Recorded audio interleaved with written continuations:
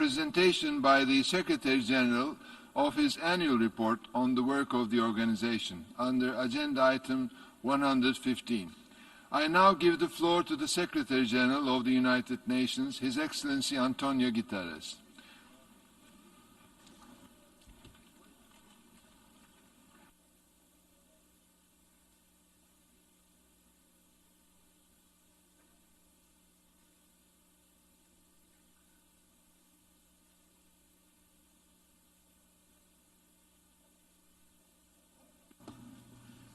Mr. President, Excellencies, in a world turned upside down, this General Assembly Hall is among the strangest sights of all. The COVID-19 pandemic has changed our annual meeting beyond recognition, but it has made it more important than ever. In January, I addressed the General Assembly and identified 4 horsemen in our midst for threats that endanger our common future. First, the highest global geostrategic tensions in years. Second, an existential climate crisis. Third, deep and growing global mistrust. And fourth, the dark side of the digital world. But the 5th horseman was lurking in the shadows. Since January, the COVID-19 pandemic has galloped across the globe, joining the 4 other horsemen and adding to the fury of each. And every day, the grim toll grows. Families grieve, societies stagger, and the pillars of our world wobble on already shaky footings. We face simultaneously an epochal health crisis, the biggest economic calamity and job losses since the Great Depression, and dangerous new threats to human rights. COVID-19 has laid bare the world's fragilities, rising inequalities, climate catastrophe, widening societal divisions, rampant corruption. The pandemic has exploited these injustices, preyed on the most vulnerable, and wiped away the progress of decades. For the first time in 30 years, poverty is rising. Human development indicators are declining, and we are careening off track in achieving the Sustainable Development Goals. Meanwhile, nuclear non-proliferation efforts are slipping away, and we are failing to act in areas of emerging danger, particularly cyberspace. People are hurting, our planet is burning. Our world is struggling, stressed, and seeking real leadership and action. Excellencies, we face a foundational moment. Those who built the United Nations 75 years ago had lived through a pandemic, a global depression, genocide, and world war. They knew the cost of discord and the value of unity. They fashioned a visionary response embodied in our founding charter with people at the center. Today, we face our own 1945 moment. The pandemic is a crisis unlike any we have ever seen. But it is also the kind of crisis that we will see in the different forms again and again. COVID-19 is not only a wake-up call, it's a dress rehearsal for the world of challenges to come. We must move forward with humility, recognizing that the microscopic virus has brought the world to its knees, and we must be united. We have seen when countries go in their own direction, the virus goes in every direction. We must act in solidarity. Far too little assistance has been extended to countries with the fewest capacities to face the challenge. And we must be guided by science and tethered to reality. Populism and nationalism have failed. Those approaches to contain the virus have often made things manifestly worse. Too often, there has also been a disconnect between leadership and power. We see remarkable examples of leadership, but they are not usually associated with power. And power is not always associated with the necessary leadership. In an interconnected world, it is time to recognize a simple truth. Solidarity is self-interest. If we fail to grasp that fact, everyone loses. Excellencies, as the pandemic took hold, I called for a global ceasefire. Today I appeal for a new push by the international community to make this a reality by the end of this year. We have exactly 100 days. There is only one winner of conflict during a pandemic, the virus itself. And my original appeal was endorsed by 180 member states, along with religious leaders, religious partners, civil society networks, and others. And a number of armed movements also responded, from Cameroon to Colombia to the Philippines and beyond, even if several of the ceasefires they announced were not sustained. Enormous obstacles stand in the way. Deep mistrust, spoilers, and the weight of fighting that has festered for years. But we have reasons to be hopeful. A new peace agreement in the Republic of the Sudan between the government and armed movements marks the start of a new era, particularly for people living in Darfur, South Kordofan, and the Blue Nile. In Afghanistan, the launch of the Afghanistan peace negotiations is a milestone after years of effort. How to reach a permanent and comprehensive ceasefire will be on the agenda. An inclusive peace process with women, young people, and victims of conflict, meaningfully represented, offers the best hope for a sustainable solution. In several situations, we have seen new ceasefires holding better than in the past, or in their absence, a standstill in the fighting. In Syria, the ceasefire in Idlib is largely intact. After more than 9 years of conflict and colossal suffering, I renew my appeal for an end to hostilities across the country as we work towards convening the next round of the Constitutional Committee. In the Middle East, with a period of relative calm in Gaza and annexation of parts of the occupied West Bank put aside, at least for the time being, I urge Israeli and Palestinian leaders to re-engage in meaningful negotiations that will realize a two-state solution in line with relevant UN resolutions, international law, and bilateral agreements. In Libya, fighting has subsided, but the massive build-up of mercenaries and weapons in flagrant violation of Security Council resolutions shows the risk of renewed confrontation remains high. We must all work together for an effective ceasefire agreement and the resumption of intra-Libyan political talks.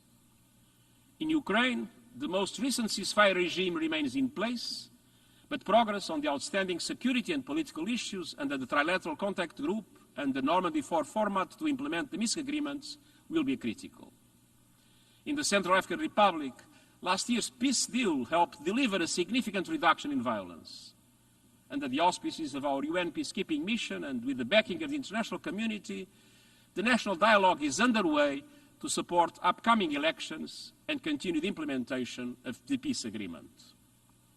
And in South Sudan, we have seen a troubling spike in intercommunal violence, but the ceasefire between the two main parties has mostly had, with our UN peacekeeping mission providing support for monitoring as well as implementation of the peace agreement.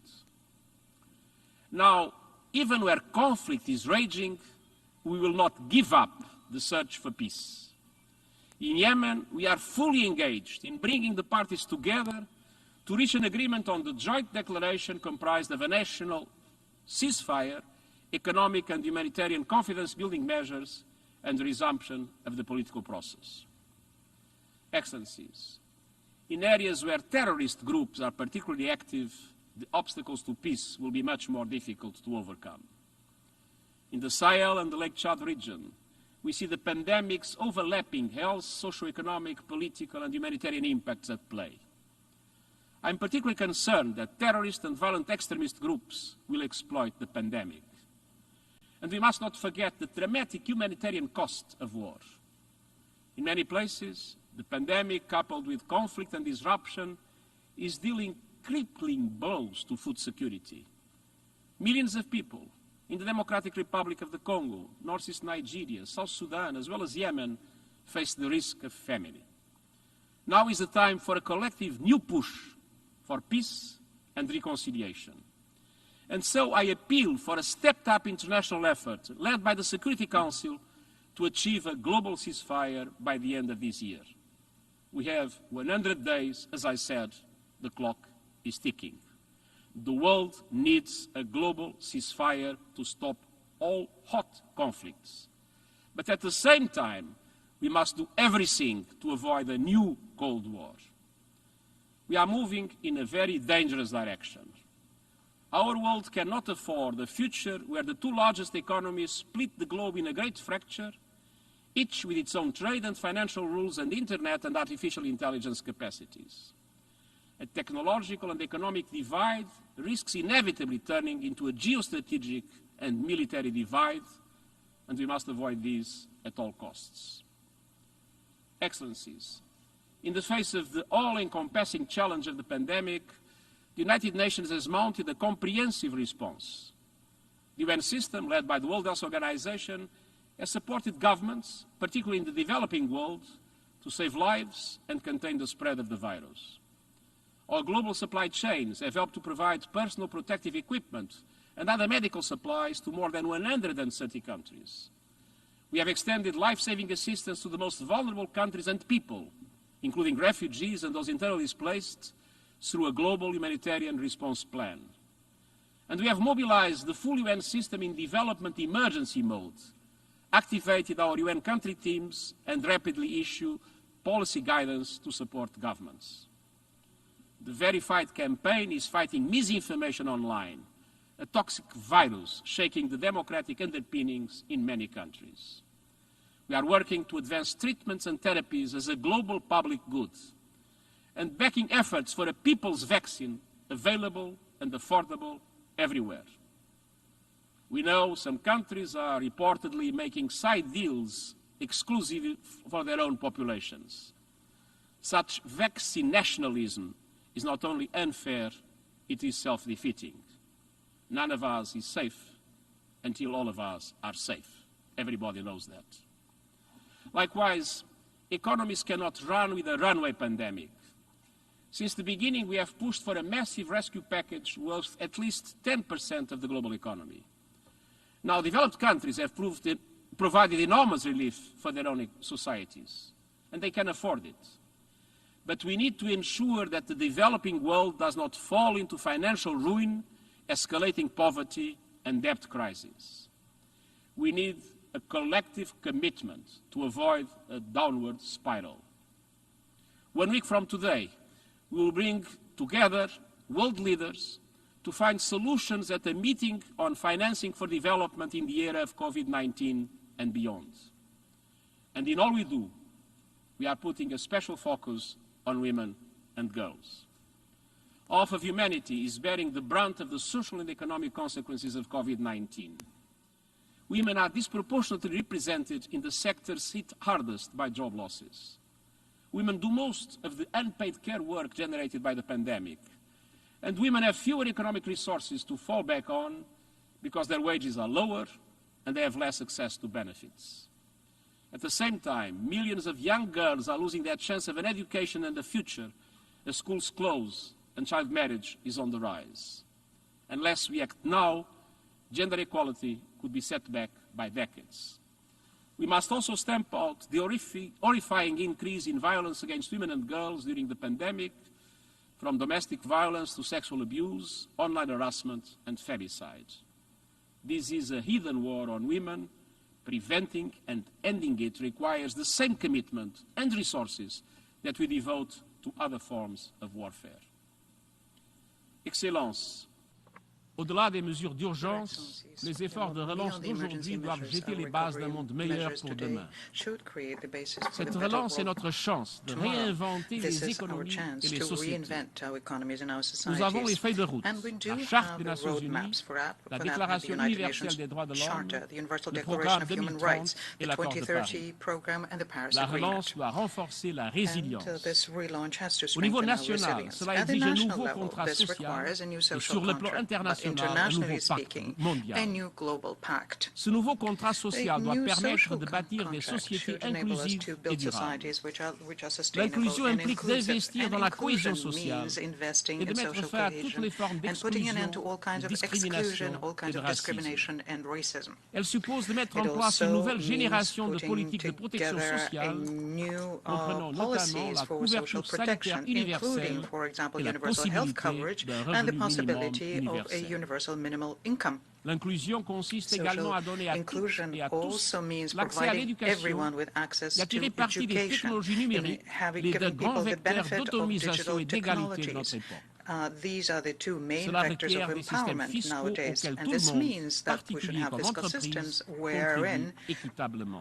to which everyone, Il s'agit de including placer les droits mostly humains au cœur companies, de nos efforts, equitably contribute. dans la droite This ligne de l'appel means à l'action placing en faveur des human droits humains que j'ai lancé cette rights année à in the Genève. direct line of the appeal to Cela action for signifie human rights l'égalité that des I droits et des launched chances this pour year. les femmes et This les means filles. equality of La rights and pandémie a plus opportunities de for jamais women révélé and girls. l'inefficacité des The femmes pandemic lorsqu'elles has tiennent le règne. very clearly showed how 25 effective après women can be when they hold the reins. la génération 25 actuelle de years filles doit after être en mesure Beijing, de réaliser the ses current ambitions et son generation of young potentiel illimité. girls should be in a position to Mesdames et implement its messieurs, ambitions and its pour unlimited être potential. véritablement Ladies and durable, gentlemen, le nouveau in contrat order social to doit be assurer la truly transition lasting, vers the new les social énergies contract renouvelables et has ainsi atteindre to l'objectif de zéro ensure émission that nette d'ici we à transition 2050. towards renewable Je demande à tous energies les and pays that we d'envisager attain d'inclure the 6 goal mesures of zero net positives pour le emissions by climat 2050. dans les efforts qu'ils I déploient ask pour sauver, all reconstruire countries to et relancer include leurs 6 économies. measures in their efforts to save, Premièrement, rebuild, and nous relaunch devons their rendre les economies. sociétés First plus of all, résilientes et these rechercher une societies need to transition be juste. made more resilient, Deuxièmement, and the nous avons transition besoin has to be d'emplois fairly verts achieved. et d'une croissance Secondly, durable. we need to have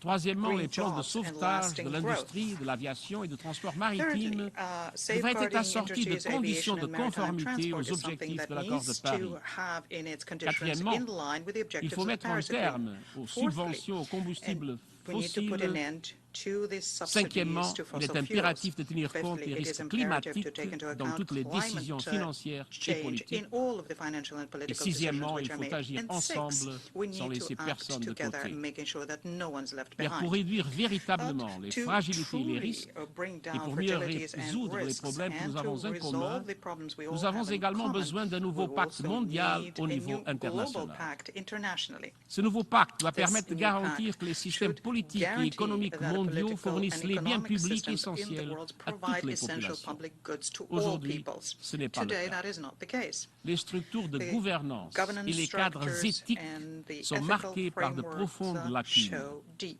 gaps. Pour y remédier, In order nous to devons veiller au rectify this, partage large we et have to make équitable sure du that there's a pouvoir, widespread des and richesses et equitable des share opportunités. of power, wealth, and Le nouveau pacte opportunities. mondial doit The new reposer global sur une pact has to mondialisation be based juste, on globalization, which fondée is sur les fair, droits et la dignité de which is chaque être based on the humain, rights and sur la vie en dignity of harmonie each avec la human nature being, is in et sur nos harmony with responsabilités nature, envers les and is générations based on our futures. responsibilities towards future Nous devons generations. intégrer les principes Have du to développement integrate the durable principles dans tous les of processus sustainable development décisionnels in all decision-making afin d'orienter processes les in flux order des to make sure ressources that the vers flow l'économie of verte, resources goes durable towards et an équitable. economy which is Et les green, systèmes financiers sustainable, mondiaux and equitable. doivent And évoluer the dans cette global direction. financial systems also has to Le move commerce in that doit être direction. libre et Trade juste, has to be free and sans fair, subventions without perverses, distorting ni barrières qui subsidies or défavorisent les barriers économies en which développement. disadvantage developing Le nouveau economies. pacte mondial doit aussi The s'attaquer new aux injustices pact historiques also has des to go structures de after the pouvoir sur la historic planète. injustices we have in power Plus de structures throughout the 70 ans world. après leur More création, than 70 years les after they were institutions created, multilatérales doivent être multilateral modernisées institutions have to afin be de représenter modernized plus so équitablement tous les peuples du represent monde,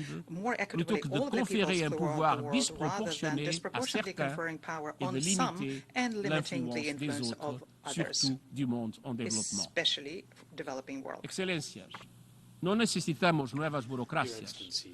Necesitamos um sistema multilateral que inove constantemente, beneficie a las personas y proteja nuestro planeta. El multilateralismo del siglo XXI debe actuar en red. Debe ser capaz de vincular, a través de los diferentes ámbitos sectoriales y áreas geográficas, a las instituciones globales, desde los bancos de desarrollo a las organizaciones regionales, pasando por las distintas alianzas comerciales. El multilateralismo del siglo XXI debe ser inclusivo. Debe abrir la participación a un círculo mucho más amplio de actores, aprovechando las capacidades de la sociedad civil, las regiones y ciudades, las empresas, las fundaciones, las instituciones académicas y científicas. Es así como organizaremos un multilateralismo efectivo a la altura de los desafíos del siglo XXI. Dear friends across the world, we cannot respond to this crisis by going back to what was or withdrawing into national shells. To overcome today's fragilities and challenges, we need more international cooperation, not less. Strengthen multilateral institutions, not a retreat from them. better global governance, not a chaotic free-for-all. The pandemic has upended the world, but that upheaval has created space for something new. Ideas, once considered impossible, are suddenly on the table. Large-scale action no longer seems so daunting. In just months, billions of people have fundamentally changed how they work, consume, move, and interact. Large-scale financing has suddenly proven possible, as trillions have been deployed to rescue economies. In commemorating the 75th anniversary of the United Nations, the General Assembly has invited me to report on our common agenda for the future. I welcome this opportunity for a process of profound reflection involving us all. And I will report back next year with analysis and recommendations on how we can reach our shared aims. Let us draw inspiration from our achievements across the history of the United Nations. Let us respond affirmatively to the movements of justice and dignity we see in the world. And let us vanquish the five horsemen and build the world we need, peaceful, inclusive, and sustainable. The pandemic has taught us that our choices matter. As we look to the future, let us make sure we choose wisely. Thank you. I thank the Secretary General for his presentation.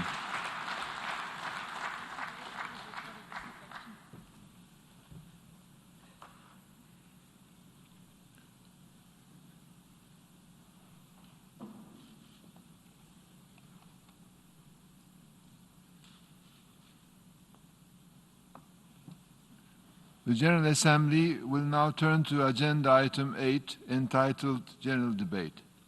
I will deliver a statement as the President of the General Assembly from the rostrum.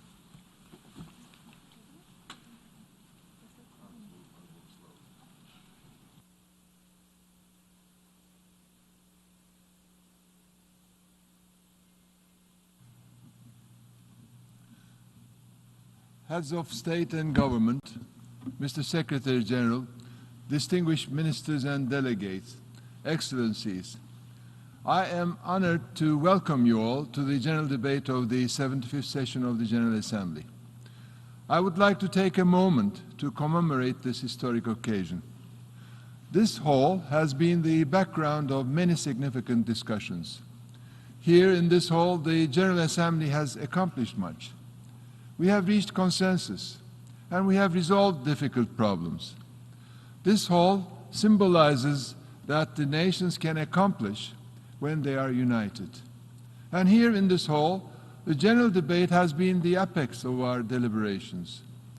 The general debate and the high-level week enable our political and civil society leaders to come together and discuss the various challenges we face. Some of these challenges are local or regional, but our efforts are always global. Excellencies, this year, in this hall, the general debate has had to take a new form. The leaders of our nations are not personally present. They will not be able to interact with each other and have bilateral meetings on the sidelines. And there is limited opportunity to benefit from NGO participation. But our need for deliberation is higher than ever. The pandemic has affected far more than our ability to attend this debate in person. It has pummeled our economies. It has pushed our healthcare systems to their limits. Education has been disrupted, risking our collective future. The most vulnerable have suffered most. The already precarious situation of refugees and migrants is ever more dire. The women and girls face higher risks of exposure to gender-based violence and exploitation. Children are more at risk of child labor, child marriage, and trafficking. Xenophobia, racism, and discrimination on ethnic and religious grounds are on the rise. Violence against members of religious groups and places of worship have been increasing. I wish to extend my sympathy and solidarity to each and every individual who has been impacted by this virus. And on behalf of all these people, I want to make a call. Rarely has the whole of humanity faced such an imminent and common threat. Today, we must leave our differences and disagreements aside. Today, we must renew our collective commitment to multilateralism. Today, we must combine our efforts to address this global problem, and we must make sure that no one is left behind. We, the peoples of the United Nations, can achieve this. Excellencies, when we consider the potential of the United Nations, it is important to consider this organization's origins. Following the heinous act of the World War II, the establishment of the United Nations was an acknowledgement that we must do better. It was a collective commitment to the progress of humanity. Through a new rules-based world order, with an organization of unrivaled legitimacy at its center, our founders endeavored to ensure peace, prosperity, and progress for all. The system was designed to be flexible, so we can address a range of challenges and unexpected issues. To recover from the pandemic, we can plan, innovate, and build back better for a sustainable, inclusive, and just recovery. Doing this alone will cost more lives and more resources. The pandemic will continue to change how we operate over the next year. We must make full use and all the tools available to us to combat this challenge, and a key platform to provide political guidance to our efforts at the international level is this very assembly, where we all sit today, the main deliberative, policy-making, and representative organ of the United Nations. In this regard, I urge member states to be cooperative and creative, to devise solutions that will enable this body to function effectively and remain relevant within the bounds of the Charter of Rules and Procedure. Excellencies, since 1945, our demands of the United Nations system have grown immeasurably. Today, the United Nations supports international peace and security in some of the world's most volatile regions, with its force of 95,000 peacekeepers in 13 operations around the world. It coordinates an appeal of tens of billions of US dollars to meet the humanitarian needs of tens of millions of people around the world. It supplies vaccines to 50% of the world's children, preventing the spread of disease and saving 3 million lives a year. The Human Rights Council and the treaty body system is responsible for strengthening the promotion and protection of human rights around the globe. The pandemic has only increased our demands on the system. To meet them, the organization and this General Assembly in particular will need to enhance coordination, coherence, efficiency, and delivering capacity within its work and its relation to other organs. We must adapt, making space for further engagement among them across the three pillars of our work. We must continue to strengthen the efforts of UN agencies, including the World Health Organization, to combat this pandemic. We must be prepared to have tough, honest conversation about where the multilateral system is failing or where it is not adapting fast enough to the ever-evolving challenges we face. And we need to act to implement the necessary reforms to ensure that UN is fit for purpose and can deliver the future we want. Excellencies, in our efforts, let us put the people we serve front and center. Our UN Charter is a product of we the peoples of the United Nations. Let us consider these people as individuals with varied circumstances and challenges, hopes and dreams. Let us think about an IDP who was finally able to start school at age 11. Her education is now being threatened by the pandemic as schools shut down and families face increasing economic hardship. Let us picture a refugee who lost all her 10 animals to a pulmonary epidemic, impacting financial and nutrition levels for her whole family. And let us consider a victim of a terrorist attack who will need long-term physical, psychological, social, and financial support to deal with the trauma. These people need our helping hand. These people need to see that they are not alone. The people we serve recognize that the multilateral system is the best system available to provide solutions to complex issues such as climate change, peace and security, human rights protections, and global pandemics. With the individuals we serve at the forefront, let me now outline my priorities for this session that I hope you will support. Firstly, as we commemorate the UN's 75th anniversary, we must recommit to and strengthen multilateralism and acknowledge its achievements. The UN is the world's foremost forum to address issues that transcend national boundaries, maintain international peace and security, promote sustainable and inclusive development, and protect human rights. Multilateralism is essential to fulfill the core mandates of our organization prescribed in its charter. To do that, we must continue to seek ways in order to establish and consolidate trust and cohesion among members, groups of countries, and other stakeholders. Today, the world is seeing rising levels of mistrust and rivalry between major powers. International institutions succeed when they manage to mediate such tensions. The UN was born with this in mind. It is in the interests of the world, our economies, and our people that these tensions are managed and do not spiral out of control. The forum provided by the United Nations is critical to reinforce cooperation and consensus. Secondly, I will endeavor to advance the humanitarian agenda of our organization in view of the unprecedented level of humanitarian needs which are caused by prolonged and new conflicts, as well as natural disasters around the world. We currently serve over 100 million people, including many refugees in my own country and other countries who have fled the devastating wars.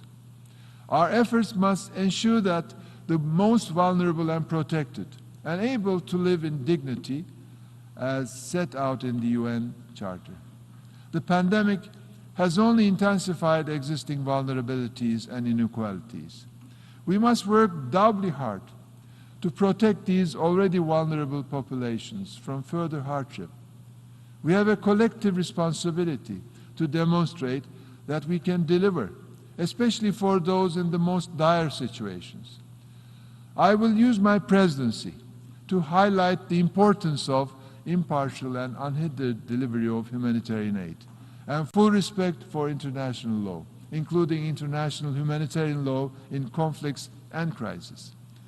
I would also like to take this moment to recognize the admirable dedication of UN personnel who operate in some of the world's most difficult circumstances and are a critical driving force of this organization's success. Thirdly, sustainable development goals are the most transformative set of objectives, yet they cannot be achieved without strengthened global partnership. As we begin the decade of action and delivery for implementation of the SDGs, all of us, member states, international financial organizations, private sector, and civil society, need to renew efforts to achieve the 2030 agenda. Despite hard-won gains, we are not on track to meet all 17 of the SDGs by 2030. The pandemic has affected all countries, large and small, north and south. It has, however, hit hardest the countries that are already vulnerable. We must ensure that our efforts to recover from pandemic are fully aligned with the implementation of the SDGs. If we are to uphold our pledge to leave no one behind, we must redouble our efforts in our response to the COVID-19 pandemic, with a particular attention to the needs of the countries in special situations, including the LDCs. COVID vaccines must be distributed fairly and equitably. And finally, on gender equality, despite the enormous gains that have been made, gender inequality remains deeply entrenched in many societies. Women often lack access to decent work, equal pay, quality education, and adequate health care. They suffer from violence and discrimination and are often underrepresented in political and economic decision-making processes. As we recover from the pandemic, we must build back better to improve the lives of women and girls. We must renew our commitment to protect women's rights and make women's participation in peace, security, and humanitarian action meaningful and sustained. The high-level meeting to mark the 25th anniversary of the Fourth World Conference on Women will mark the beginning of our work this session to address the deeply entrenched inequality which permeates society and holds back the progress of not just half but all of the population.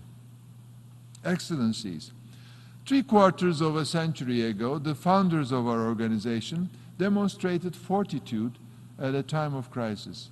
They chose to trust one another and unite in pursuit of a better world.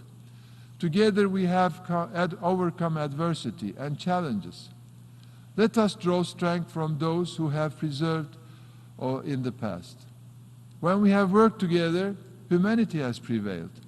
As we tackle the pandemic, poverty, inequality, climate change, and many other global challenges, I implore you to remember 2 points.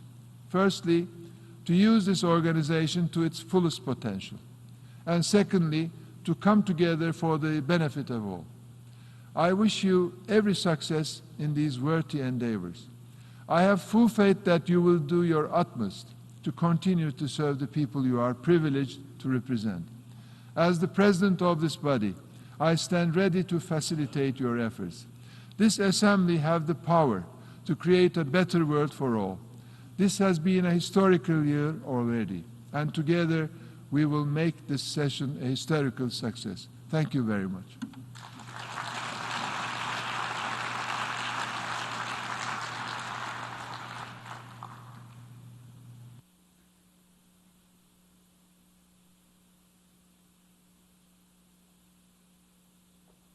The General Assembly, in its decision 74-562, decided without setting a precedent for future general debates that each member state, observer state, and the European Union can submit a pre-recorded statement, which will be played in the General Assembly Hall during the general debate of the Assembly at its 75th session, after introduction by their representative, who is physically present in the Assembly Hall.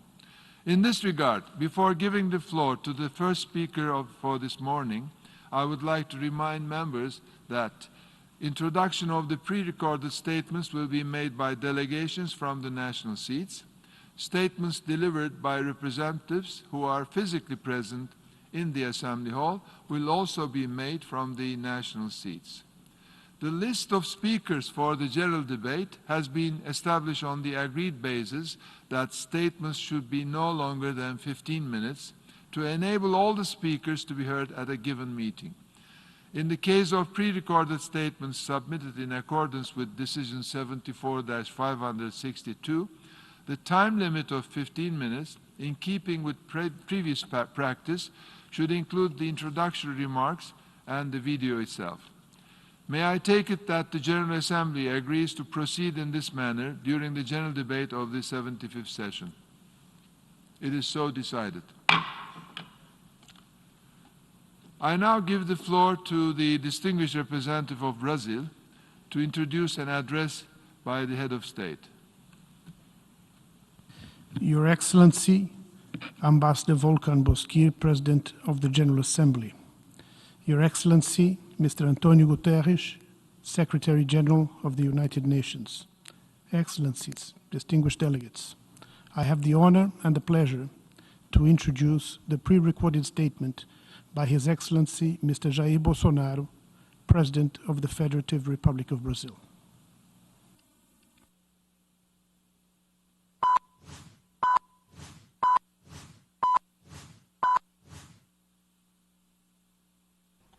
Senhor Presidente da Assembleia Geral, Volkan Bozkır. Senhor Secretário-Geral da ONU, Antônio Guterres, a quem tenho a satisfação de cumprimentar em nossa língua-mãe. Chefes de Estado de governo e de delegações, senhoras e senhores. É uma honra abrir essa Assembleia com os representantes de nações soberanas, no momento em que o mundo necessita da verdade para superar seus desafios. A Covid-19 ganhou o centro de todas as atenções ao longo deste ano e, em primeiro lugar, quero lamentar cada morte ocorrida. Desde o princípio, alertei em meu país que tínhamos dois problemas para resolver: o vírus e o desemprego, e que ambos deveriam ser tratados simultaneamente e com a mesma responsabilidade. Por decisão judicial, todas as medidas de isolamento e restrições de liberdade foram delegadas a cada um dos 27 governadores das unidades da federação. Ao presidente coube envio de recursos e meios a todo o país. Como aconteceu em grande parte do mundo, parcela da...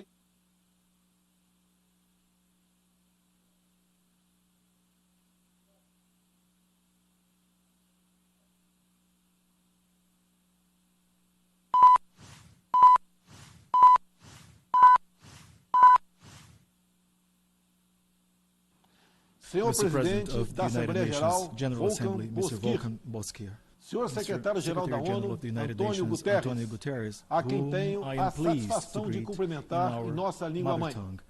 chefes Heads de of state, Estado, de government, governo and e de delegation. delegações, Ladies senhoras and e gentlemen, senhores. É It uma is an honra honor abrir to open essa this Assembleia assembly com os together with representantes de representatives nações of sovereign soberanas, nations no momento at em a que o point in mundo time where the necessita da world verdade needs para truth superar to overcome seus its desafios. challenges. A COVID-19 has become the ganhou o center centro of de attention todas as over the course of atenções this ao year. longo deste ano e, em And primeiro lugar, first of all, quero I wish to lamentar express cada my morte sorrow for ocorrida. each and every life Desde o lost. princípio, From the very alertei beginning, in em my meu country, país I que warned that tínhamos we had two dois problems problemas to para solve: resolver: o the vírus virus e o and desemprego, joblessness, e que and ambos that deveriam both ser problems tratados had to be addressed simultaneamente e simultaneously com a and with mesma the same sense of responsabilidade. responsibility. Por As decisão determined by judicial, court ruling in todas as Brazil, medidas de all isolamento measures involving e social restrições distancing and de restrictions liberdade of movement foram were delegadas delegated a cada um dos 27 to each of governadores the das 27 unidades da governors in the federação. federation. The Ao president, in presidente, turn, coube was assigned envio the de responsibility recursos for e sending out meios a todo o resources país. nationwide. Como aconteceu em As grande was the parte case in much do of the mundo, world, parcela da segments of the imprensa Brazilian brasileira media have também also politizou politicized o the vírus, virus disseminando o spreading pânico panic among entre the a população. population. Sob o With the lema mottos, "Fique em stay at casa" home e and "A we'll take care economia of a the gente economy vê later depois", on, quase they trouxeram almost caos brought about social social ao chaos país. to the country. Nosso But our governo, de administration, forma in a bold arrojada, step, put in implementou place várias several medidas economic econômicas measures that que evitaram prevented o mal a maior. greater evil.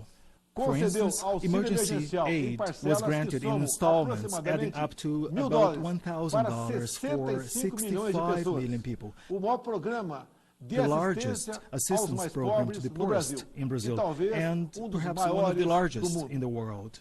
Destinou More than mais de $100 100 billion bilhões de were dólares allocated para to cover ações de health-related saúde, actions socorro a and pequenas help e small microempresas, and micro assim businesses. como Measures compensou were a also taken to perda de offset the arrecadação loss in revenue dos collection in estados state e and local municípios. governments.